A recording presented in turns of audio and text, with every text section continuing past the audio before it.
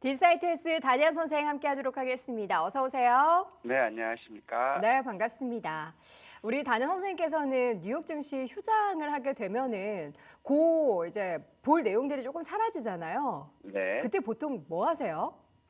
어제는 좀 푹 잤어요. 왜냐면 이제 잘하셨어요. 주일날부터, 토요일부터 하는 게 이제 일정이라든가 네, 시장 보기 때문에 보통, 월요일 아침 새벽은 밤을 새거든요. 그래서 네, 어제는, 10시 방송 끝나고 푹 잤습니다. 네. 푹 주무셨을 테지만 그래도 이제 오늘 우리 시장에는 과연 어떠한 영향을 미칠지는 어제 뭐 유럽 증시도 있었고 중국 증시도 있었고 했기 때문에 전반적인 시장 내용들 한번 쭉 정리 한번 해볼까요? 지금 시장은 뭐 계속 말씀드리지만 돈 앞에 장사는 없다라고 하거든요. 네. 우리가 이제 믿어야 될 거는 국내 시장으로의 자금 유입, 이 부분을 긍정적으로 봐야 된다. 지금 여러 가지 뭐 관세 부분에 따라서 흔들리고 있고 트럼프 한마디에 흔들리는 그런 주요 증시지만 일단 우리가 숨을 쉴 수 있는 거는 4월 1일 이후로 관세는 연기된 잠깐 미뤄졌기 때문에 결국에 2월 말 3월 중순까지는 그렇게 큰 고비는 없을 거예요. 단기적으로는 이제 단기 상승에 따른 차익 실현 욕구라든가 아니면 더 갈 것이라는 이런 판단, 즉 매수와 매도, 단기적인 숨고르기가 나올 수 있는 그러한 국면이지만 지금 현재 상황을 놓고 본다면 크게 우려할 게 아니다. 그래서 여러분들께 항상 강조드렸던 부분들은 지금은 적극 수익 추구할 시점이고 조정은 단기 조정으로 끝날 수 있다. 이런 말씀을 드리는 배경이 여기 있다라는 거죠. 지금 이제 중국 증시 같은 경우는 오히려 이제 트럼프와 맞짱을 잘 뜨고 있죠. 뭐 트럼프가 관세를 부과한다 하고 있지만 결국에 지금 이제 딥시크 이후에 중국이 인공지능에 대한 투자 의지 그리고 자신감 이런 것들이 은연중에 비춰지고 있는 모습이거든요. 그렇기 때문에 이제 정부에서도 경기 부양이라든가 이런 것들과 함께 주식시장 활성화, 빅테크 기업 투자 확대 이런 요인들이 최근 들어서 이제 중국 증시가 굉장히 강세를 보였다라는 거예요. 그거는 결국에 미국의 무역 분쟁의 위협에서도 다소 벗어날 수 있다라는 그런 모습이고요. 그런 것들을 뒷받침하는 게 지난 1월 14일 날 항생 지수가 이제 19,000포인트 부근이었는데요. 19,000에서 어제까지는 23,000까지 쉼 없이 달려왔다라는 거죠. 그리고 상해 지수를 보더라도 여러분 항상 말씀드렸을 때 상해 지수는 경기 부양, 즉 4월 양해까지는 상승 모멘텀이 있다. 중국 증시는 이런 말씀드렸는데 결국에 상해 지수도 3,150에서 바닥 확인하고 반등 나오고 있어요. 그리고 지금 현재 보면 또 3,400포인트 직전 고점 돌파를 시도하는 거고, 그다음에 기술 중심의 심천 지수도 마찬가지거든요. 그렇다면 이제 중국 입장에서는 미국의 영향력에서 벗어나기 위한 시도들에 대한 결과가 어느 정도 나올 수 있다. 지금 미국은 비트코인을 전략적으로 활용하고 있지만 중국은 미국과 다르게 금을 사재기하고 있는 그런 모습들이거든요. 그렇다면 일단 중국 시장이 나름대로 이제 긍정적으로 보이면 국내 시장의 흥풍도 기대할 수 있다. 그런 말씀드리고 싶고, 그다음에 어제 새벽에 마감한 걸 보면 이제 골드만삭스가 중국의 지수가 앞으로 상승할 수 있다. 모건스탠리 캐피탈 인덱스에서 차이나 인덱스가 대략적으로 올해는 17% 상승할 여력이 있고, 그다음에 CIS 300 지수에서도 지금 딥시크 인공지능에 대한 훈풍의 효과로 19% 이상 상승할 여력이 있다라는 거거든요. 그래서 지금 이제 정 공산당 정부 시진핑 주석 역시도 테크 기업들의 대표와 좌담회를 하면서 친기업 정책으로 가고 있다라는 거죠. 그렇기 때문에 이 부분이 미국이 보복 관세로 위협은 하고 있지만 지금 나름대로 그 위협에 대해서 차근차근 잘 준비하고 있는 그런 모습이다. 이렇게 보여주고 있고 가장 큰 부분은 이제 일본이죠. 일본은 2월, 3월 시점에서도 또 금리를 인상할 가능성이 높다. 이런 발표를 하면서 지금 엔화가 강세를 보여주고 있거든요. 엔화가 강세를 보이면서 수출 비중이 높은 산업 특성상 니케이 지수는 지금 숨고르기 조정의 압력이 높아지고 있다라는 거죠. 그러면 여기서 우리가 봐야 될 부분들이 계속해서 엔화가 강세됐을 때 지금 수면 아래에 있는 것이 엔캐리 트레이드 청산 매도 이 우려는 남아있다라는 거예요. 그래서 엔화가 지금 현재 953원까지 온 그러한 국면이기 때문에 이제 지난 2024년 8월 5일 날 엔캐리 트레이드 청산에 나왔을 때가 대략 980원이 안 됐거든요. 그래서 여기서 엔화 환율이 결국에는 주요국 증시였던 변동성을 가져올 수 있는 하나의 요인으로 될 수 있고요. 자, 우리 시장을 한번 본다면 지금 외국인들은 코스피에서는 계속적으로 매도를 하고 있거든요.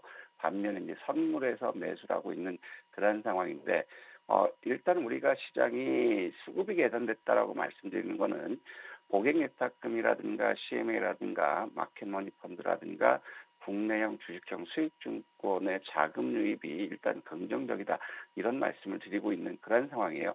어제 같은 경우도 미국의 상호관세 즉각 시행이 4월 1일로 연기됐다라는 것이 저희 나름대로 시장의 상승 모멘텀이 되는 그런 모습이고, 그다음에 여기에 대해서 이제 우크라이나 전쟁의 종전에 대한 기대감들이 여전히 남아 있거든요. 그렇기 때문에 어제 같은 경우도 연기금 입장에서는 2차 전지 섹터와 바이오, 그동안 낙폭이 컸던 섹터들이죠. 그리고 화학 섹터들 매수하면서 결국에 강한 모습을 보여줬고요. 코스닥도 마찬가지로 바이오와 2차 전지들 움직이면서 코스닥 역시도 강세 마감했어요. 일단 4월 2일 이후로 해서 자동차 섹터들에 대한 관세 부과 요인, 부담스러운 요인은 남아있어요. 반도체도 마찬가지거든요. 그다음에 지금 미국 시장도 보면 정책에 대한 불확실성도 있지만 이미 CPI라든가 PPI라든가 자, 이런 부분들이 예상 하회하고 있다라는 거죠. 경기 불확실성이 지속되고 있는데 국내는 이 경기 불황의 지속의 체감 속도가 굉장히 크다라는 거죠. 가계 부채라든가 기업 부채라든가 건설업의 파업, 파산 이런 것들이 해소되지 않는다면 소비 심리는 되살아나긴 굉장히 어려운 그러한 시점이다. 그래서 우리가 시장을 볼 때 자금이 유입되고 있는 그런 상황이고 시장에서 가장 우려하고 있는 관세 부분도 이제 4월 1일로 미뤄졌다면 이제 우리가 봐야 될 부분들은 증시로의 자금 유입이 지속적으로 유입될 수 있는지 이 부분이고 우리가 이제 지난 2월 11일 날 이런 말씀을 드렸어요. 이제 시장은 유동성이 들어오기 때문에 코스피 같은 경우는 2,555포인트 직전 고점 돌파를 확인하자라고 말씀드렸고 2,555를 돌파한다면 결국에 300일 이평선이 위치한 2,613포인트대까지는 일단 한번 상승을 기대해보자라고 말씀드렸는데 어제 같은 경우는 2,612.8 거의 300일을 부딪혔죠. 그럼 이제 300일을 돌파했을 때 우리가 마지막으로 볼 수 있는 것이 이동평균선에서 지지하기 가장 큰 게 제 기준으로 봤을 때는 900일 이평이거든요. 지금 이제 코스피 같은 경우도 900일 이평을 시초가로 깬 게 2024년 8월 2일이에요. 이 부분을 깼기 때문에 낙폭이 크게 나오는 그러한 상황이다. 그러면 지금 현재 900일이 위치한 게 대략적으로 2,634포인트 부분이거든요. 그러면 여기서 우리가 지금 볼 거는 관세 위험도 노출이 다소 둔화된 그러한 국면이고 유동성이 들어오면 코스피 같은 경우도 900일 돌파 후에 지지를 받는 모습을 보이면 결국에 조기 대선에 대한 정책의 기대감까지 반영되면서 2,896 지난 7월 11일 고점 돌파 시도 나올 거다. 하지만 900일 저항을 맞고 떨어진다면 결국에 이제 300일의 지지가 받을지 아니면 2,600포인트 지지받을지 이 지지선을 봐야 된다. 이런 추세를 본다면 900일 돌파는 가능할 수 있다. 이런 말씀드리고 싶고 결국 이제 코스피가 가면 코스닥 역시도 900일까지는 상승할 여력 충분하죠. 코스닥 같은 경우도 300일이 대략 799, 800포인트 있다라는 거예요. 그러면 이제 코스피라든가 코스닥 모두 유동성과 그다음에 로봇이라든가 반도체에 대한 기대감, 자, 요런 것들로 봤을 때 일단 지금 당분간은 긍정적으로 300일 돌파를 우리가 생각해 보자 이런 말씀드리고 싶고요. 그러면서 어제는 이제 미국 시장이 쉬어가는 그런 모습 보였지만 원자재 쪽에서 보면 이제 금이 반등은 나왔지만 이제 신고가 돌파가 지속될지 한번 보자라는 거죠. 지금 이제 한관에서는 중국이 금을 사재기를 하고 있는 그런 상황이고, 그다음에 금에도 김치 프리미엄이 있다라는 거를 최근에 알았거든요. 지금 금값이 60만 원 급등하니까 금 사재기 또 파는 이런 것들이 굉장히 혼조 상태를 보인다라는 거예요. 그렇기 때문에 이제 이 금값이 고점을 돌파할지 한번 봐야 될 거고, 그다음에 구리 가격이 최근 들어서 이제 조정을 잘 받고 있는 모습이거든요. 그리고 유가 역시도 안정적으로 움직이고, 천연가스 같은 경우는 직전 고점에 매물 부담 받으면서 3% 이제 하락하는 그런 모습을 보였지만 여전히 박스권 전략은 유효하고요. 이제 비트코인이 어제 같은 경우도 이제 0.7% 가까이 하락하면서 96,473불대 여기서 왔다 갔다 하고 있어요. 그럼 우리가 볼 거는 94,000불대를 지지하는지 보고 지지한다면 다시 94,000불에서 108,000불, 9,000불까지 박스권을 보면 되겠고 94,000불을 이탈한다면 89,940불 전후, 즉 9만 원 전후에선 단기 트레이딩 쪽으로 접근할 수 있는 그런 가능성이 되지 않을까 이렇게 생각되고 있고요. 모처럼 만에 지금 이 시장이 긍정적인 변화가 있으면 이제 코스피 거래대금도 20% 감소했지만 이제 11조 원대를 회복하는 모습이고 코스닥도 맨날 6조 원 하회했던 것이 이제 9조 원대로 왔다라는 거거든요. 그러면 이제 서학개미님들이 이제 국내 시장으로도 어느 정도 컴백하는 그런 모습이 아닐까 이렇게 기대할 수 있고요. 어제 같은 경우는 지수는 상승했지만 외국인들은 2,200억 코스피 매도하면서 2월 누적 코스피 시장에서는 1조 400억 누적 매도를 보여주고 있고 코스닥에서는 600억 매수하면서 이제 3,400억 매수 늘려나가고 있거든요. 그리고 이제 선물 시장에서도 1,200억 매수하면서 2조 700억 선물 늘려나가고 있는 그런 모습들. 그렇다면 그동안 코스닥 역시도 소외를 받은 그런 모습들이기 때문에 특히 낳고 있었던 2차 전지 섹터라든가 화학 섹터라든가 제약바이오 이런 쪽들은 오늘도 긍정적으로 움직일 수 있는 그런 요인들 된다 이런 말씀드리고 싶고 그러면 가장 고무적인 부분들은 증시자금이 유입되고 있다는 거예요. 고객위탁금도 계속해서 유입되면서 54조 5천억을 돌파한 그런 모습이고 CMA 역시 단기적으로 1.3% 감소하면서 88조에서 84조로 줄었지만 여전히 청약과 관련된 유출일 가능성이 좀 높아 보이고요. 그리고 더 큰 부분은 이제 마켓머니 펀드예요. 지난 1월 가장 컸을 때가 215조 여기였었는데 이제 어느 정도는 회복된 모습이거든요. 어제도 6,500억 유입되면서 214조 4,400억까지 온 그런 모습이면 최근에 마켓머니 펀드 유입됐던 고점을 돌파하는 자금이 유입된다면 시장은 한층 더 강화될 수 있고 그다음에 여기서 봐야 될 부분은 이제 2월 중순이거든요. 2월 말부터 또 월말 결제자금, 법인들 결제자금 수요 때문에 빠져나갈 수는 있지만 결국에 185조 원 수준 이상에서 있는다면 큰 문제가 없다. 이렇게 보여지고 그러면서 주식형 수익증권, 국내 주식형 수익증권도 지속적으로 유입되면서 2,300억이 들어왔거든요. 그래서 이제 61조 원대에서 이제 65조 7,700억까지 늘어난 부분도 굉장히 긍정적이다. 하지만 이제 이 부분에 따라 또 이제 지수가 돌아서니까 신용융자가 또 늘어나고 있죠.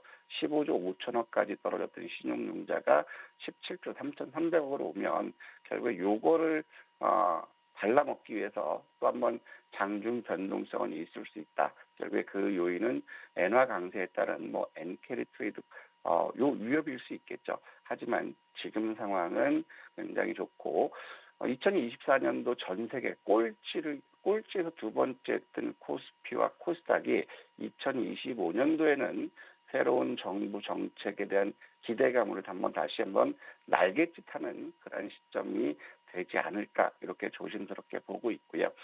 오늘 이제 그 일정들을 보면 미국과 러시아 고위급 회담이 있죠. 그러면 이 부분이 어떤 거냐면 재건주예요. 유럽연합에서도 또 우크라이나 전쟁 관련해서 회담이 있다. 그럼 오늘 어제도 이제 장중 내내 약세를 보였던 재건주들이 시간의 단일가에서 일부 강세를 보여주는 모습 보여줬거든요. 그럼 재건주들 오늘 반등 나올지 보고, 그다음에 당정협의회 개최가 있죠. 어제 같은 경우는 국회 소위에서 발전 3법, 전력 3법을 다 통과됐기 때문에 오늘 뭐 태양광이라든가 그다음에 고준위 방사능, 자 이런 것들, 그다음에 전력 설비 쪽들도 마찬가지로 다 통과됐기 때문에 이런 쪽들 모처럼 반등이 나올 수 있지 않을까 이렇게 판단되고, 그다음에 유럽 최대 리테일 테크 전시회가 있어요. 이건 결국에는 결제거든요. 뭐 벤사라든가 이런 결제사들 한번 움직일지 보고, 그다음에 한체코 에너지 기술 포럼이 있어요. 여기서 이제 무탄소예요. 원전과 그다음에 친환경 수소를 강화하자 이런 쪽이 움직였기 때문에 결국에는 원전 섹터와 그다음에 수소 섹터도 저는 좋은데 트럼프가 워낙 강하게 독서를 해서 움직일지 모르겠지만, 무탄소라는 거는 결국에 탄소 포집 활용, 그다음에 이 부분이기 때문에 푸스 관련해서 어제 움직였었거든요. 그러면 오늘도 움직일지 보자. 그래서 오늘 우리가 이제 집중해야 될 거는 로봇과 반도체.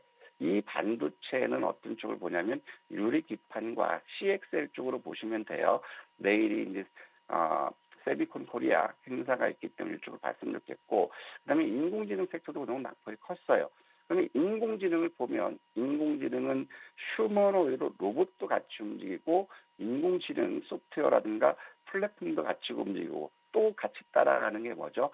의료 AI라든가 신약 개발 AI 이런 쪽도 같이 가기 때문에 한번 보자. 그리고 원전과 2차 전지는 두 번째로 보고, 그래서 오늘 우리가 집중해야 될 섹터는 로봇과 반도체, 인공지능 이쪽으로 해서 우리가 집중해서 보자 이 말씀 드리고 싶습니다. 네, 기존의 주도 섹터였었던 뭐 로봇이나 AI 이외에 어제도 그렇고요. 오늘도 2차 전지 관련한 움직임에 좀 주목을 해보도록 하겠습니다. 그런 의미에서 하드슈 종목은 오랜만에 2차 전지주 리뷰를 한번 해보겠는데요. 레이크 머티리얼, 그리고 계속해서 주목받고 있는 필옵틱스, 마지막으로 HVM까지 확인해 볼까요? 레이크 머티리얼은 2차 전지 섹터죠. 실리콘 응급제 쪽으로 많이 엮이고 있거든요. 근데 어제는 전고체 쪽으로 엮이는 그런 모습이에요. 레이크 머티리얼 같은 경우는 국내 유일 트리메탈 알루미늄 제조기업이거든요. 국내 유일은 굉장히 좋은 거죠. 그리고 이것이 이제 반도체와 디스플레이, 2차 전지, 태양광 이쪽이 필수 소재이기 때문에 이게 주력 산업이 돼요. 하지만 2차 전지 전방 산업에 부진으로 해서 2024년도 실적은 둔화됐지만 최근 들어서 연기금이라든가 사모펀드, 투시지 순매수하고 있죠. 특히 이 2차 전지 섹터, 특히 전고체 섹터가 부각받은 거는 지지난주에 현대차에서 3월 자체적으로 전고체 배터리를 생산한다. 이런 부분 때문에 이제 전고체, 미스 스페셜 케미칼뿐만 아니라 같이 움직였어요. 그리고 이제 전고체가 움직이면 이제 실리콘 응급제도 같이 움직일 수 있다라는 거예요. 그래서 목표가는 우리가 이제 18,000원을 받는데, 레이크 머티리얼은 이제 300일을 돌파했거든요. 저는 300일을 돌파하면 어떤 추세 전환점이라고 보고 있기 때문에 300일 지지, 즉 17,200원, 200원 더 조금 손해보고 추세를 보실 분은 17,000원 이탈 시에는 전량 차익 실현 쪽으로 보시고, 17,000원에서 17,200원 지지받는 걸 보면 23,000원을 일단 목표가 18,000원에서 상향해 보도록 하겠고, 그 다음에 HVM 같은 경우는 이제 우주 첨단 금속 전문 쪽이에요. 그래서 정부와 각국이 우주 정책에 대해서 투자를 확대하는 것 때문에 이제 수혜를 받을 거다.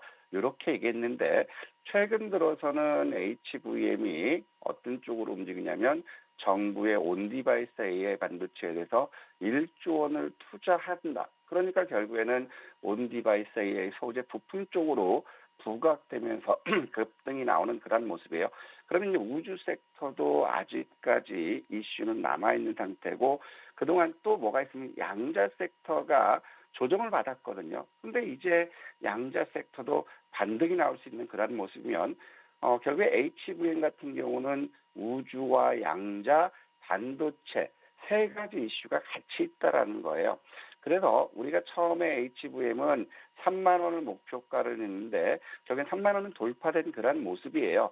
하지만 우리가 여기서 볼 부분들은 2024년도에는 실적이 부진했지만 25년도에 영업이익이 191% 증가하는 실적 서프라이즈다. 그래서 3만 1,000원 이탈하면 일단은 전량 차익 실현하시고 3만 1,000원 지직하면 시가총액 5천억. 그러면 대략적으로 4만 2천 원 수준 되거든요. 여기까지 도전하자 말씀드리고 싶고 피롭틱스는 다른 말씀 드릴 게 없고 내일 세미콘 코리아 행사거든요. 세미콘 코리아 행사의 메인은 유리기판 섹터가 될 것 같아요. 그리고 이제 삼성이 유리기판 투자를 확대한다. 이런 이슈이기 때문에 목표 주가 시가총액 1조 3천억 어제 같은 경우도 1조 2천억을 살짝 넘었다 왔기 때문에 1조 3천억 도전하자 이 말씀 드리고 싶습니다. 네, 자, 그럼 오늘 주목해야 할 핫이슈 종목은 어떤 이슈에서 고르셨을까요?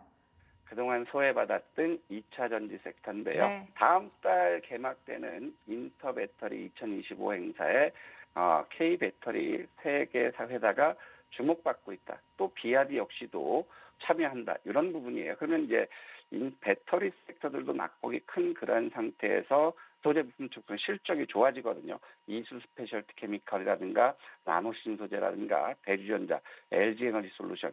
저는 대장인 LG 에너지 솔루션을 보고 싶은데 둔하기 때문에 가볍게 움직일 수 있는 나노신 소재를 봤으면 좋겠어요. 6만 5천 원부터 동시호가 매수하고 손절은 좀 크게 넉넉하게 보자. 6만 원 이탈, 목표 주가는 직전 고점 9만 원 도전해보자. 이 말씀 드리고 싶습니다. 네, 오늘장 핫이슈 종목 탑픽은 나노신 소재로 설정을 해봤고요. 목표 주가는 9만 원 제시해 드립니다. 자, 시간의 단위가 특징적인 종목들도 확인해 보죠. 오늘은 이제 퓨리오사 메타가 인수한다. 네. 요것 때문에 시간에서 관련주들이 강했어요. TSC 인베스트먼트라든가 TS 인베스트먼트인데 이건 소형주기 때문에 급등했다가 음봉이 나올 수 있어요. 그래서 매매 잘하시는 분들만 이쪽 관련 섹터 관심 있게 보시고 나머지 분들은 오늘 인공지능 섹터라든가 이런 쪽으로 보자. 매매 잘하시는 분만 보자. 이 말씀드리고 싶습니다. 네, 퓨리오사 AI 메타의 인수 관련한 또 창투사 종목들의 움직임 지켜보도록 하겠습니다. 오늘장 탑픽 종목은 나노신 소재 다시 한번 말씀드리고요. 오늘도 D사이트S 단야 선생 함께했습니다. 고맙습니다. 네, 감사합니다.